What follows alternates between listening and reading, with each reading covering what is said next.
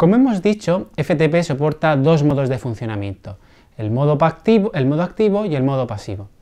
La nomenclatura de estos dos términos tiene que ver con el papel, con el rol que desempeña el servidor en una transferencia de archivos entre un cliente y dicho servidor. Veamos primero el modo de conexión de datos en modo activo.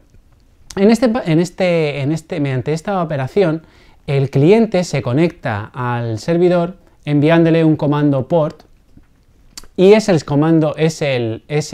cliente, el propio servidor FTP, el que se conecta de manera activa a través de su puerto 20 al un determinado puerto del cliente que éste ha especificado para iniciar la conexión de datos.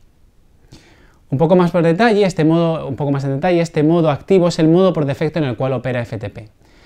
Como hemos dicho, lo que primero ocurre es que el cliente se conecta al puerto 21 desde un determinado puerto N, informando al servidor de que un nuevo puerto, en este caso el N+1, el puerto inmediatamente siguiente, de escucha en el comando port.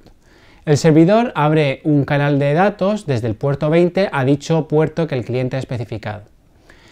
Esto puede generar problemas en la arquitectura de seguridad, en problemas de firewall, cuando lo que tenemos es un cliente FTP interno dentro de una organización que se intenta conectar a un servidor FTP que está fuera de dicha organización, que está más allá del firewall.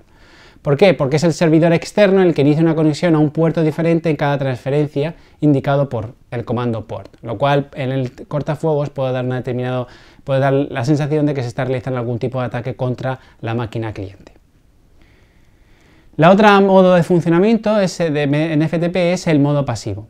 En este caso lo que ocurre es que el cliente manda un comando PASV al servidor y el servidor le contesta con un determinado número de puertos siempre por encima del número 1023, que son los puertos, hasta ese número de puertos son los puertos reservados. A continuación, el tercer paso, tal como podemos ver en la figura, es el cliente el que activamente inicia una conexión de datos desde su puerto 1036 a un puerto aleatorio del servidor, que es el que el servidor le ha indicado previamente.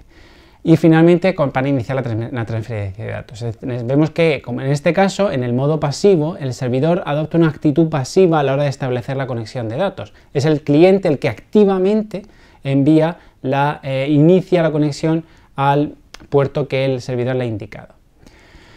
En ese sentido, este modo pasivo no es soportado por todos los clientes FTP. Además, el cliente se conecta al puerto 21 y en este caso el cliente se conecta al puerto 21 e indica que se va a conectar en modo pasivo mediante el comando PASV.